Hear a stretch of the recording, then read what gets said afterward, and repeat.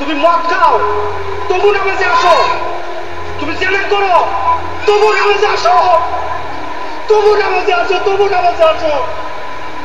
কারণ নামাজ ছাড়া তোমার পরিচয় নাই, নামাজ ছাড়া তোমার পরিচয় নাই, নামাজ ছাড়া তোমার পরিচয় নাই।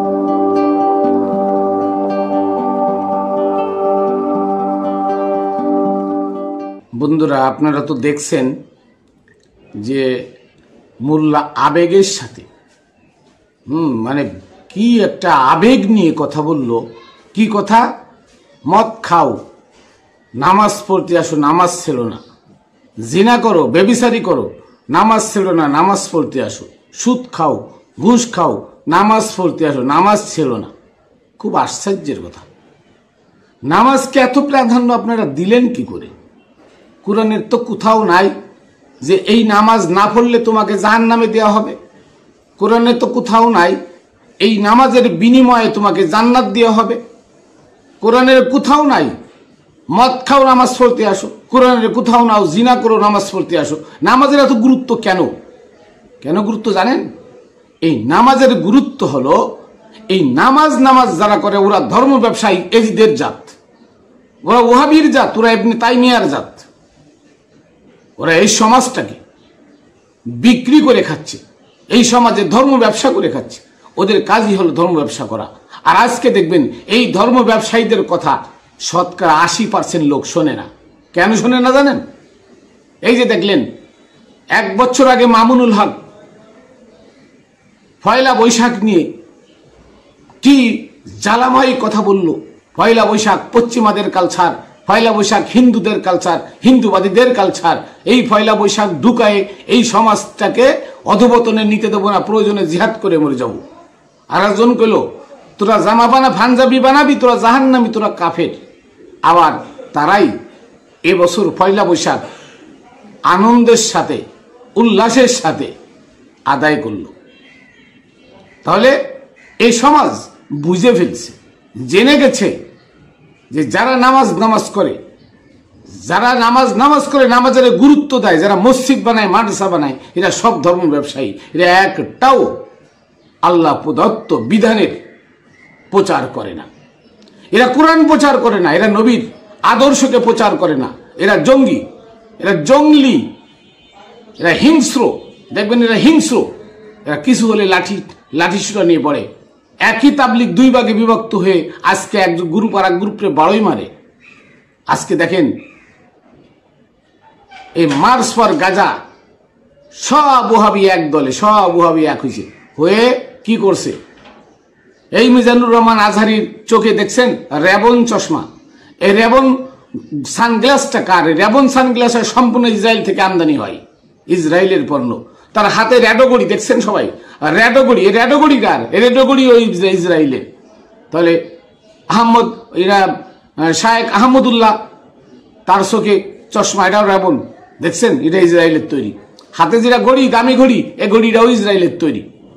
তাহলে আজকে ইসরায়েলের বিরুদ্ধে বাটার দোকানে ছিনতাই হয়। বাটার দোকান কি হয়? চুরি ডাকাতি করে নিয়ে যাও বাটার দোকানের জুতা, কোকের দোকান ভাঙচুর করো, আর তোমার চশমা থাকে ইসরায়েলের পণ্য, তোমার ঘড়ি থাকে ইসরায়েলের পণ্য, তোমার মোবাইল, ইউটিউব, ফেসবুক চালাও তুমি, এই ইসরায়েলের পণ্য।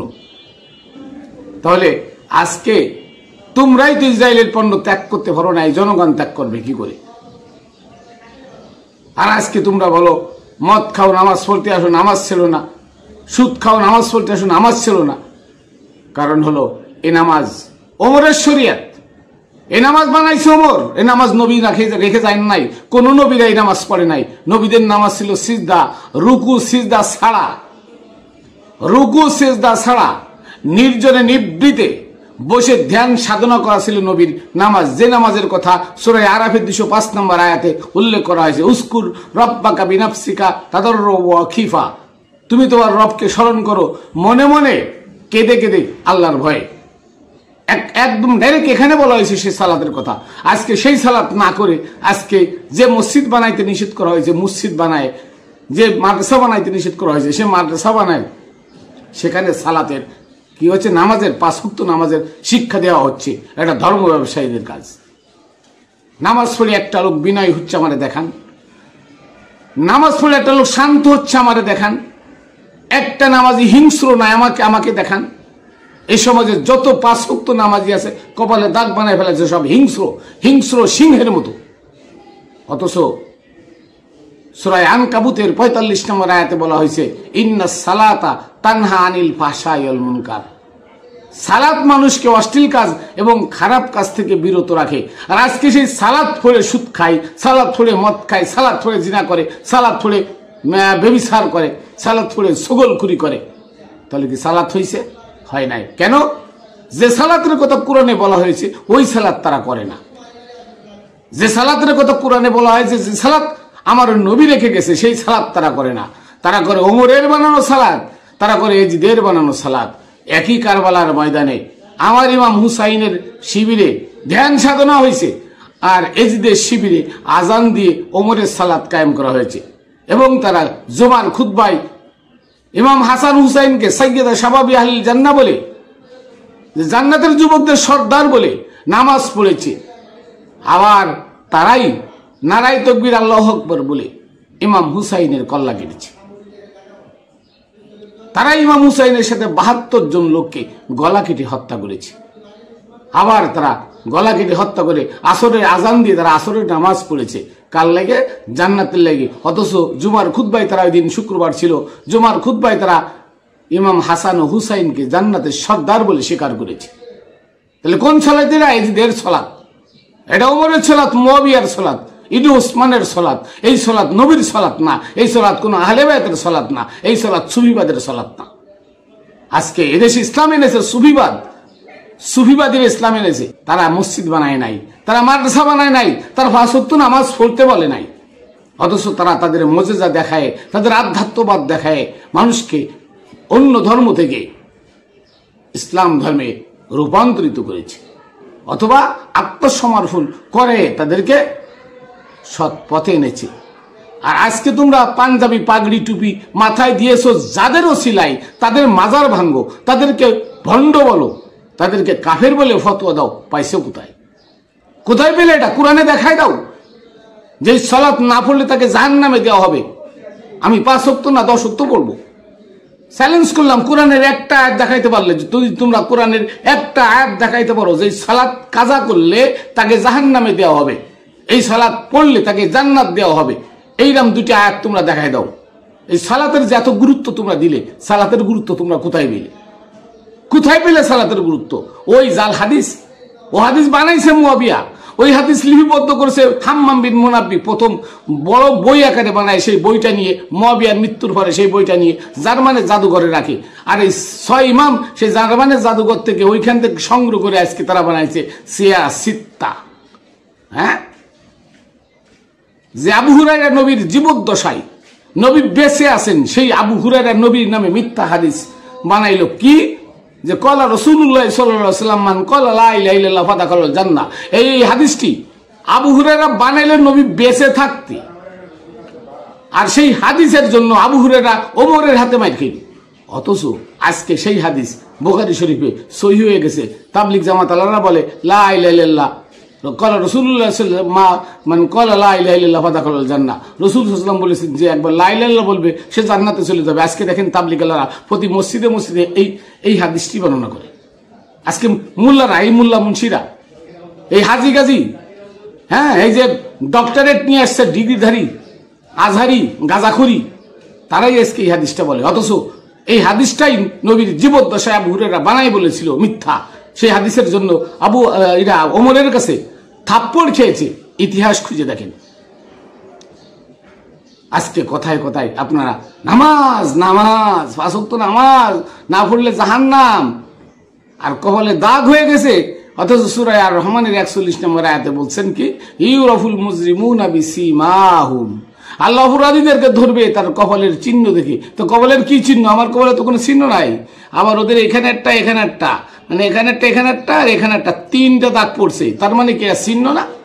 তাহলে এরা অপরাধী, এ দুনিয়া থেকে অপরাধী। আল্লাহর কোরআন দেখেন, আমার কথা না। ইউরাফুল মুজরিমুনা বিসিমাহুম, অপরাধীদেরকে ধরা হবে তার কপালের কালো দাগ দেখে, চিহ্ন দেখে। চিহ্ন মানে কি? কপালের কালো দাগ, কপাল ঠুকাইতে ঠুকাইতে, কপালকে ওখানে ঠুকাইতে বলছে আল্লাহ। উসজুদু লি আদম, প্রথম সিজদা আসছে আদমকে সিজদা করে, উসজুদু লি আদম, আদমকে সিজদা করো। সূরা জারিয়ার 21 নম্বর আয়াতে এই কথাই আল্লাহ বলেছেন, নফি আনফুসিকুম আফালা তুবসিরুন, হে বান্দা আমি তোমার অন্তরে তো নফস পড়িতে থাকি, তুমি কি তা দেখো না? আল্লাহ বলে আমি বান্দার অন্তরে থাকি। তার মানে যে বান্দা আমাকে পেয়ে গেছে সে বান্দার আমার মধ্যে পার্থক্য নাই। ও বান্দাকে দেখা মানে আমি আল্লাহকে দেখা, ও বান্দাকে সিজদা করলে আমি সিজদা পাই। এটা কুরআনে আল্লাহ বলছেন। আর এই এজিদের বংশধর, ইবনে তাইমিয়ার বংশধর, এই আব্দুল ওয়াহাব নজদির বংশধর, আজকে তারা কি করে? ওমরের শরিয়ত নিয়ে আজকে লাফালাফি করে যে নামাজ পড়ো মসজিদে এসে। এই মসজিদ বানাইতে নিষেধ করেছে আল্লাহ, সূরা তওবার 107 108 নম্বর আয়াত। আমি বারবার বলেছি যে মসজিদ আল্লাহ বানাইতে নিষেধ করেছে। যদি মসজিদ বানানো জায়েজ থাকতো, আল্লাহর হুকুম থাকতো, তাহলে আদম আলাইহিস সালাম থেকে এই পর্যন্ত কোটি কোটি মসজিদ হইতো। কোথাও তো মসজিদ নাই।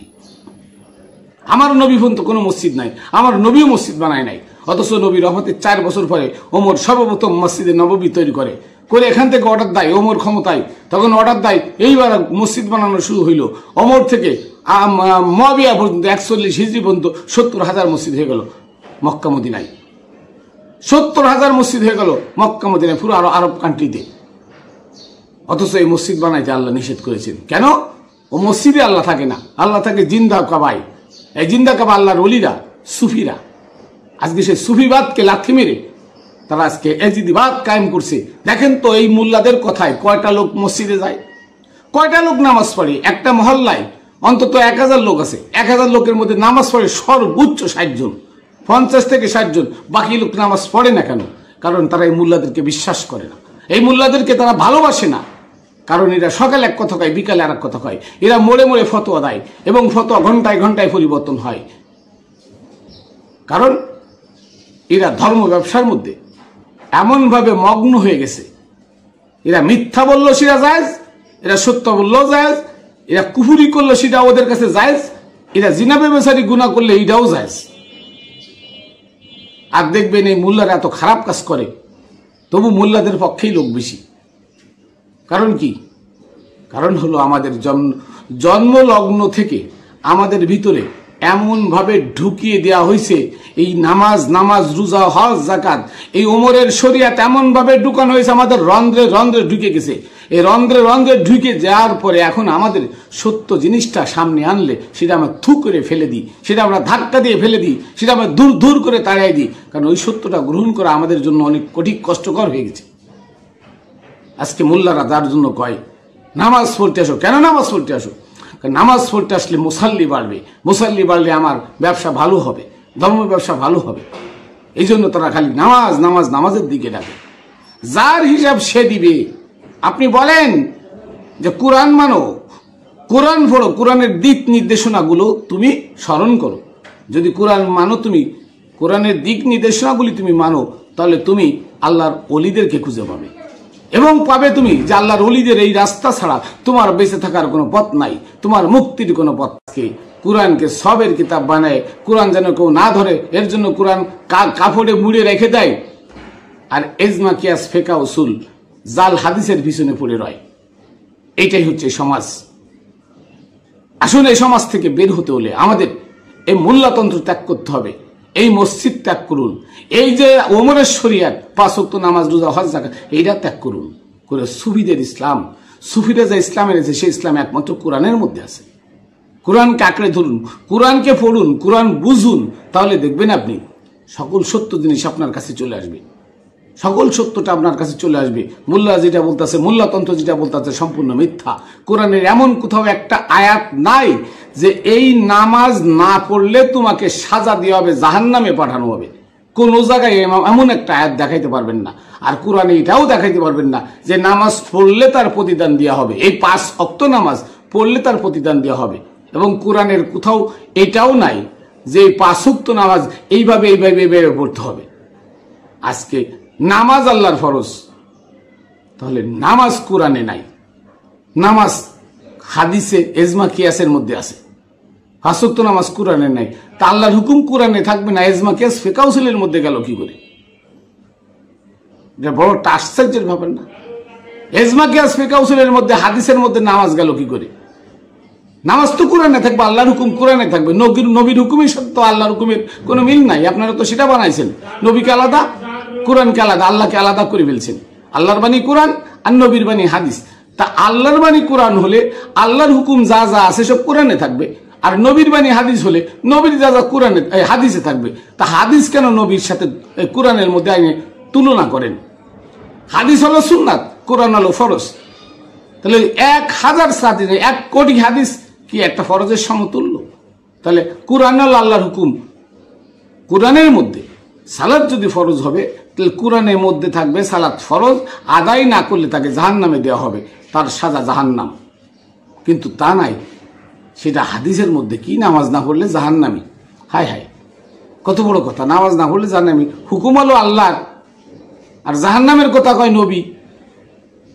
এটা মানে এখানে একটা দ্বন্দ্ব লাগে না যে আল্লাহর হুকুম, কোরআন আল্লাহর হুকুম, তাহলে কোরআনের মধ্যে থাকতে হবে নামাজ আল্লাহর হুকুম, নামাজ কোরআনে থাকতে হবে। 5 ওয়াক্ত নামাজ কিভাবে পড়বে, কেমন ভাবে পড়বে, তার মধ্যে কি লাগবে, কি দিয়ে পড়বে, জাগা জমির ভাগ সূরা নিসার মধ্যে কত সুন্দর করে আল্লাহ বলে দিলেন, জাগা জমি এভাবে ভাগ করো, এভাবে ভাগ করো, সুন্দর করে বর্ণনা করে দিলেন। সারা দুনিয়ার মানুষ এই জাগা জমির এই ফারাজ, যেটা বলে ফারাইজ, এই ফারাইজটারে সবাই সুন্দর করে মানে, অথচ আল্লাহর হুকুম নামাজ সেটা কোরআনে পাওয়া যায় না।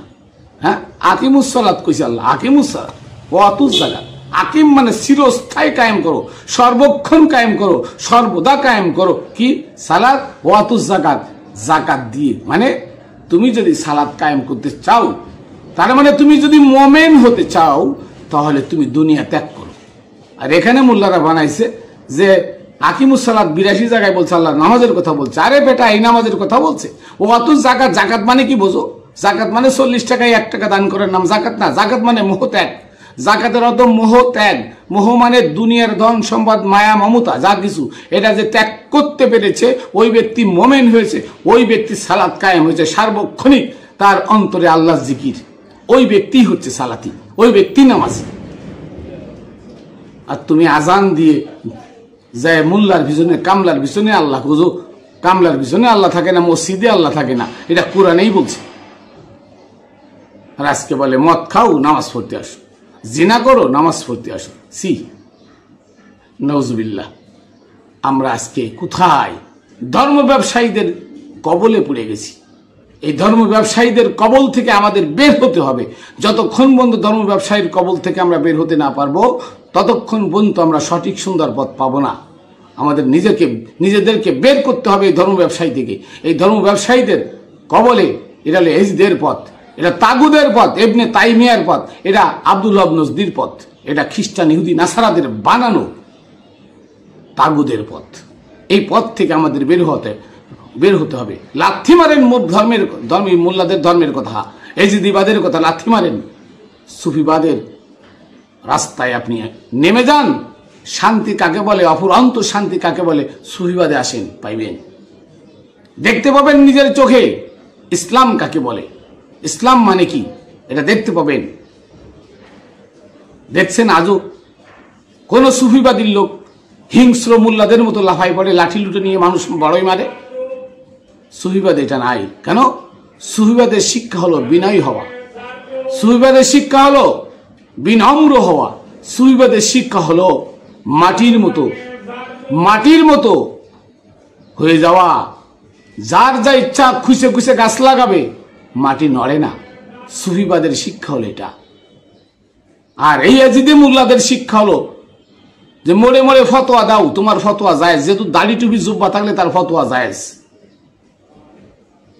তুমি সকালে এক কথা কও জায়েজ, বিকালে এক কথা কও জায়েজ, যা কইবা ওটা সব জায়েজ, কারণ তুমি মোল্লা। ওরা হাদিস কোরআন হাদিস বোঝে না, ওকে যা কব তাই। এটা হচ্ছে এজিদিবাদের পূর্ব মানে লক্ষণ। কি? 5 ওয়াক্ত নামাজ, দাড়ি টুপি জুব্বা, এরাই ধর্মের হত্যাকর্তা। এরা যা বলবে তাই মেনে নিতে হবে। পয়লা বৈশাখ পালন করা শিরিকি, কুফুরি। হ্যাঁ, জিহাদ করবো পয়লা বৈশাখের বিরুদ্ধে, অথচ তারাই এবার পয়লা বৈশাখ পালন করলো। পয়লা বৈশাখের লাগে পাঞ্জাবি বানানো, এটা শিরিক, কাফের হয়ে যাবে, গোষ্ঠী শুদ্ধ কাফের। আবার সেই ব্যক্তি পয়লা বৈশাখ পালন করলে এবার তার মানে কি? তার মানে হচ্ছে লোভে পড়ে এরা সকালে এক কথা গায়, বিকালে আর এক ফতোয়া দেয়। এ ফতোয়া সবই জায়েজ। আজকে এই ধর্ম ব্যবসায়ীদের এই মিথ্যাবাদিত্ব, তাদের এই চরিত্র দেখছেন, তারা এক এক সময় মাগি নিয়ে এক এক হোটেলে যে ধরা পড়ে, আবার সমাজে তারাই বড়। তার মানে এদের কি, এদের চরিত্রটা এমন, এরা মাগিখোর লুচ্ছা, তারপরে মানুষ এদের পিছনে দৌড়ায়। আবার এরা কয় 5 ওয়াক্ত নামাজ পড়ো, জিনা করো নামাজ পড়তে আসো, ডাকাতি করো নামাজ পড়তে আসো, ছিনতাই করো নামাজ পড়তে আসো, মদ খাও নামাজ পড়তে আসো। ওরে নামাজের এত গুরুত্ব কেন? নামাজের এত গুরুত্ব হলে কোরআনে বলতো আল্লাহ যে নামাজ না হলে তোমাকে জাহান্নামে দেওয়া হবে, এক ওয়াক্ত নামাজ কাজা করলে তোমাকে এই সাজা দেওয়া হবে। কই নাই? নামাজ পড়লে তোমাকে এই প্রতিদান দেওয়া হবে, কই দেখা? কোরআনে দেখা, পারলে কোরআনে একটা আয়াত দেখা যে নামাজ পড়লে এই প্রতিদান দেওয়া হবে, নামাজ না পড়লে তাকে সাজা দেওয়া হবে। দেখা কোরআনে 2টা আয়াত দেখা, পারবি না? তোরা মোল্লারা, সব মোল্লারা মিলে একসাথে কিয়ামত পর্যন্ত চেষ্টা করে আমার এই প্রশ্নের উত্তর দিতে পারবি না। কোরআনে 2টা আয়াত দেখা, নামাজ পড়লে তাকে প্রতিদান দেওয়া হবে, না পড়লে তাকে সাজা দেওয়া হবে, এরকম 2টা আয়াত তোরা দেখা। তাহলে নামাজের এত গুরুত্ব তোদের কাছে কেন? কারণ এটা ওমরের শরিয়ত, ইরাজিদের শরিয়ত। তোদের দলে ভারী হওয়ার জন্য মানুষকে 5 ওয়াক্ত নামাজি বানালে সেটাগুলো তোদের দলে ভারী হবে, তোদের ধর্ম ব্যবসা রমরম হবে। এই ধর্ম ব্যবসার কপালে লাথি মারে মানুষ সুফিবাদে আসা শুরু করেছে, এবং সুফিবাদের বিজয় হবে ইনশাআল্লাহ। সুফিবাদের বিজয় হবে, তোদের ধর্ম ব্যবসা চিরতর ধ্বংস হয়ে যাবে। মানুষ তোদের ভিতরের খবর জেনে গেছে যে তোরা ধর্ম ব্যবসার জন্য সকালে এক কথা, বিকালে এক কথা, সকালে এক ফতোয়া, বিকালে এক ফতোয়া। তোরা মিথ্যাবাদী, তোরা ধোঁকাবাজ। এই সমাজকে ধোঁকা দিয়ে তোরা বোকা বানিয়ে মানুষের পকেটের পয়সা নিয়ে তোদের পকেটে দিয়ে তোরা আজকে কোটিপতি হচ্ছস। তোরা ভণ্ড, তোরা প্রতারক। মানুষ বুঝে গেছে, আমাদের কথা নয়। তোরা যে প্রতারণা করে মানুষের কাছ থেকে টাকা লস, তোরা যে 2 নম্বরই করস, তোরা যে কোরআন বিরোধী কথা বলস, এটা মানুষ বুঝে গেছে। অতএব আজকে এদের থেকে আমাদের দূরে থাকা উচিত। তাই আসুন, ধর্ম ব্যবসাকে লাথি মেরে, এই এজিদিবাদের ইবাদতকে লাথি মেরে, ওমরের বানানো শরিয়তকে লাথি মেরে সুফিবাদ, যেটা মোহাম্মদ ইসলাম, যেটা আহলে বায়াতের ইসলাম, সঠিক সুন্দর সত্য পথ যেটা, ওইটা ধরি, তাহলে আমরা এহকাল পরকাল মুক্তি পাবো। আর একাল যদি আমি ভালো কাজ করে না যেতে পারি, তাহলে আমাকে আবার পুনর্জন্মে আসতে হবে।